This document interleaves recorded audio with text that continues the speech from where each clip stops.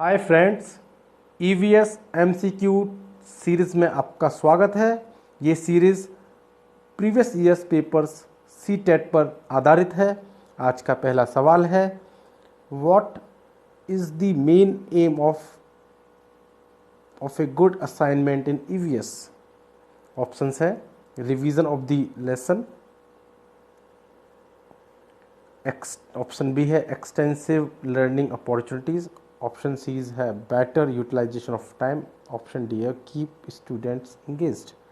तो इस क्वेश्चन में पूछ रहा है कि इन चार ऑप्शंस में से ईवीएस का जो गुड असाइनमेंट है उसका एम क्या होता है।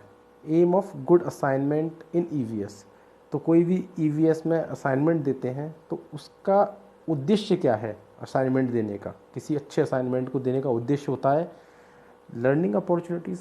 तो option B is correct, extensive learning opportunities is the correct answer. Option B is correct.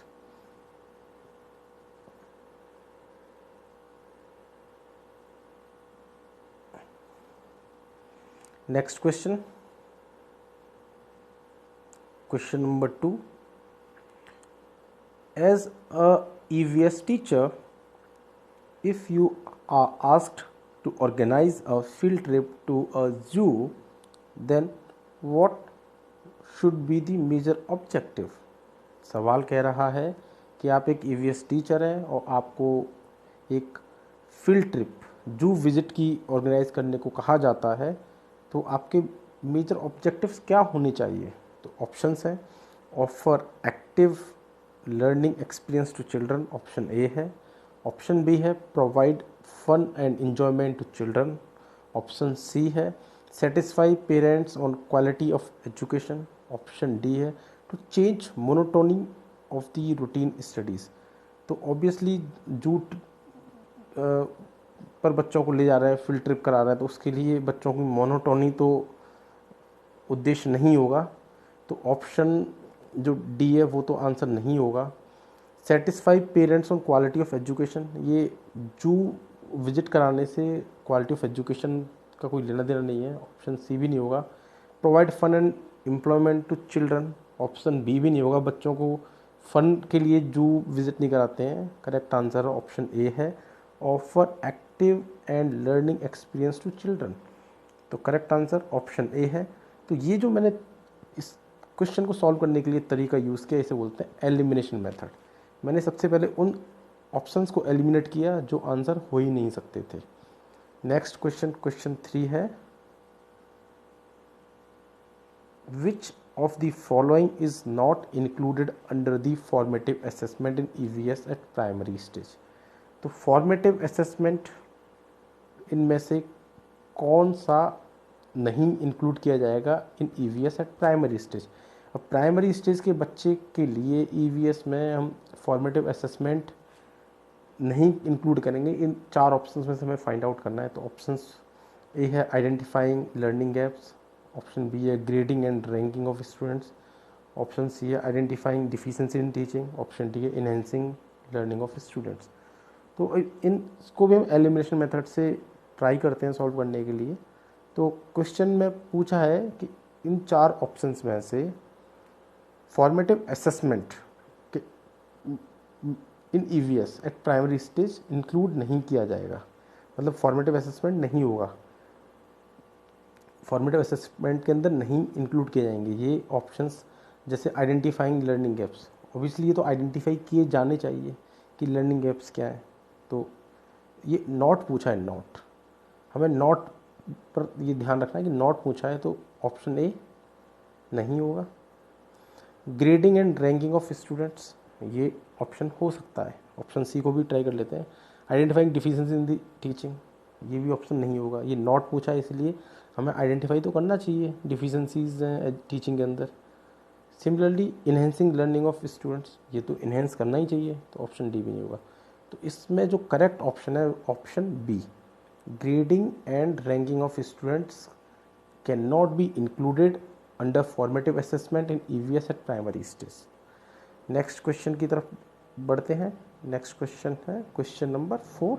Question number 4 में क्वेश्चन कहता है which of the following activities have been responsible for disappearance of forest. ये simple question है but इसको भी हम elimination method से ही try करेंगे सॉल्व करने के लिए। 4 ऑप्शन दिए गए हैं और क्वेश्चन पूछ रहा है कि इनमें से कौन सी एक्टिविटीज़ रिस्पॉन्सिबल हैं जिससे फॉरेस्ट डिसअपियर हो रहा है। फॉरेस्ट के डिसअपियरेंस के लिए कौन सी एक्टिविटीज़ रिस्पॉन्सिबल है। तो सबसे पहले ऑप्शंस को देख लेते हैं। ऑप्शन ए है कंस्ट्रक्शन ऑफ डैम्स। ये तो रीज़न है, बहुत बड़ा रीज़न है। डैम्स बनाते हैं तो काफ़ी बड़ा फॉरेस्ट एरिया क्लियर करना पड़ता है। Collection of leaves for trade purpose, ये इतना बड़ा रीज़न नहीं है option B. Making bamboo baskets, ये भी बहुत बड़ा रीज़न नहीं है। Making plated leaves out of the fallen leaves. तो इसको एलिमिनेशन मेथड से हम देखेंगे तो option D, option C, option B ये उतने बड़े रीज़न नहीं है फॉरेस्ट डिसअपीयरेंस के लिए। बिगेस्ट जो रीज़न है इन ऑप्शंस में से कंस्ट्रक्शन ऑफ डैम्स, तो option A is correct. Next question की तरफ बढ़ते हैं आगे। नेक्स्ट क्वेश्चन है आपका क्वेश्चन नंबर 5। बहुत ही सिंपल क्वेश्चन है। क्वेश्चन में बोला है where is Mount Everest located. आपको 4 कंट्री दे दी हैं, इन 4 कंट्रियों में से कहाँ माउंट एवरेस्ट है। मैंने क्वेश्चन में इसको इसलिए डाला है कि लोग कभी कभी कंफ्यूज आते हैं, इंडिया टिक करके आ जाते हैं। तो आपको याद रखना है माउंट एवरेस्ट इंडिया में नहीं है, माउंट एवरेस्ट है नेपाल में। करेक्ट आंसर डी ऑप्शन है। ओके, नेक्स्ट क्वेश्चन आगे बढ़ते हैं। Question number 5। इसमें क्वेश्चन में साहिल एक स्टूडेंट है। साहिल कहता है I can not play cricket due to fever. Sahil को फीवर है इसलिए वो क्रिकेट नहीं खेल सकता। और साथ में आगे बोलता है I am going through shivering fever headache and sweating. मतलब उसे काँप रहा है, फीवर भी है, सिर दर्द भी है और पसीने भी आ रहे हैं। I have go my blood test done and doctor has prescribed me harsh medicine. Sahil might be suffering from which diseases. ये 4 डिसीज़ ऑप्शन में दे रखी हैं। Option A diarrhoea, option B typhoid, option C malaria, option D cholera. तो आप इस question को जब सॉल्व कर रहे हो तो उससे पहले आप इसमें ये देख सकते हो कि ये चारों डिसीज़ में से किस डिसीज़ के अंदर शिवरिंग, फीवर, हेडेक, स्वेटिंग होती है। तो जैसे इसको भी हम एलिमिनेशन मेथड से ट्राई करते हैं सॉल्व करने की। तो डायरिया, तो आपको पता है डायरिया एक तरह से दस्त होता है, तो दस्त में ये सब चीज़ें तो नहीं होती। टाइफाइड एक फीवर होता है, ठीक है, टाइफाइड में भी शिवरिंग नहीं होता, फीवर हेडेक हो सकता है, स्वेटिंग नहीं होती। कोलेरा हैजा में भी नहीं होता।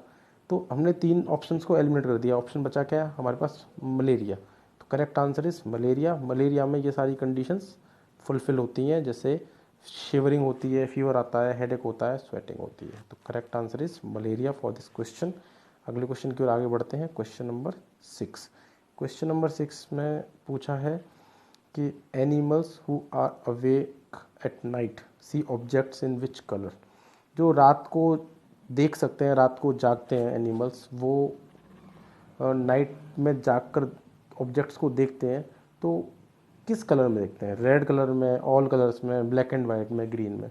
तो इस सिंपल आंसर इसका आप निकाल सकते हो, क्योंकि रेड कलर में तो नहीं देखेंगे ऑब्वियसली, ऑल कलर भी सारे एनिमल सारे कलर नहीं देख पाते, ग्रीन भी नहीं देखेंगे। तो एक ऑप्शन बचता है ब्लैक एंड वाइट। तो इसका करेक्ट आंसर आपका हो जाएगा option C, black and white. ये आपका करेक्ट आंसर है। नेक्स्ट क्वेश्चन है क्वेश्चन नंबर 8।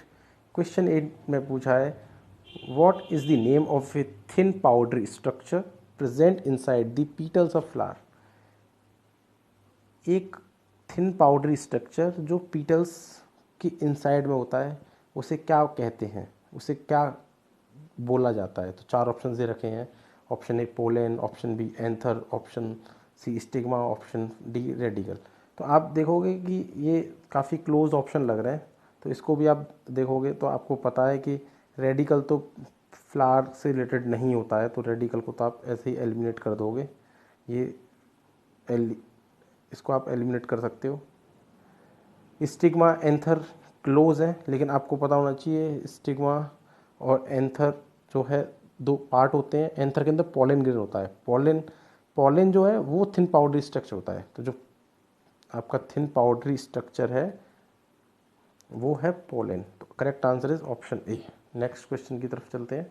नेक्स्ट क्वेश्चन है which of the following foods help in fighting iron deficiencies. अब आयरन की कमी हो जाती है, उस आयरन की कमी को पूर्ति करने के लिए इनमें से कौन से फूड्स हेल्प करेंगे। जैसे राइस, आंवला, लेमन, ऑप्शन ए में दे रखा है।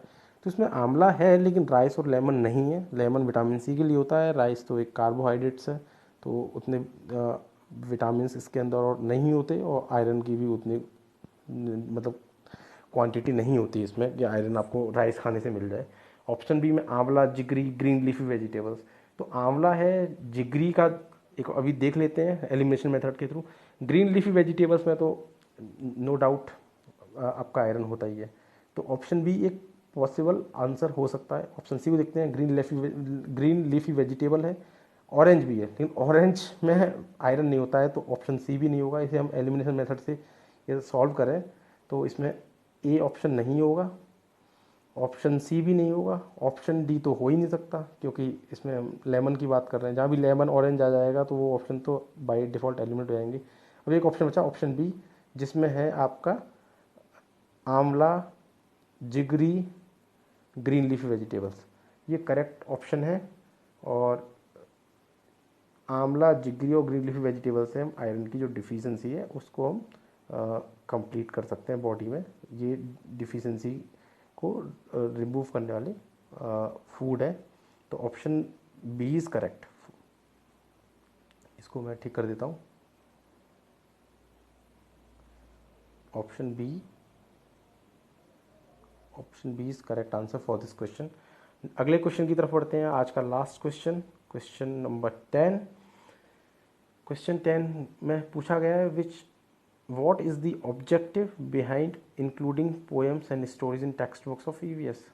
ये अच्छा सवाल पूछा है कि जो ईवीएस की टेक्स्ट बुक्स होती हैं उसमें पोएम्स एंड स्टोरीज़ का क्या ऑब्जेक्टिव होता है उन्हें डालने का, क्यों चाहिए ईवीएस की टेक्स्ट बुक में स्टोरीज एंड पोएम्स। तो अब आपको पता है पोएम्स जब आती हैं तो कुछ इमेजिनेटिव होती हैं, क्रिएटिविटी होती हैं। तो ये आपको पोएम बोलते हैं ना, बंदा क्रिएटिव बंदा है, पोएम जो लिखता है उसे हम क्रिएटिव बोलते हैं। तो हम ऑप्शंस को देख लेते हैं। ऑप्शन ए है encourage imaginative and creative ability of students, यही करेक्ट आंसर मेरे को भी लग रहा है। बाकी ऑप्शंस को भी देख लेते हैं। Have it change in routine content, routine content को चेंज करने के लिए तो हम स्टोरीज एंड पोएम्स नहीं डालेंगे। कंप्लीट अब दी टेक्स्ट बुक को भी कंप्लीट करने के लिए पोएम्स एंड स्टोरीज नहीं डालेंगे। Fulfil demand of poets and stories teller, ये बहुत ही सिंपल सवाल बन गया। ऑप्शन इतने सिंपल दे रखे हैं तो हम बेसिकली इसमें सारे जो ऑप्शंस बी, सी, डी इनको एलिमिनेट कर देंगे। ऑप्शन ए बचेगा, encourage imaginative and creative students ability. तो option is correct for this question. That's all for today. Thank you.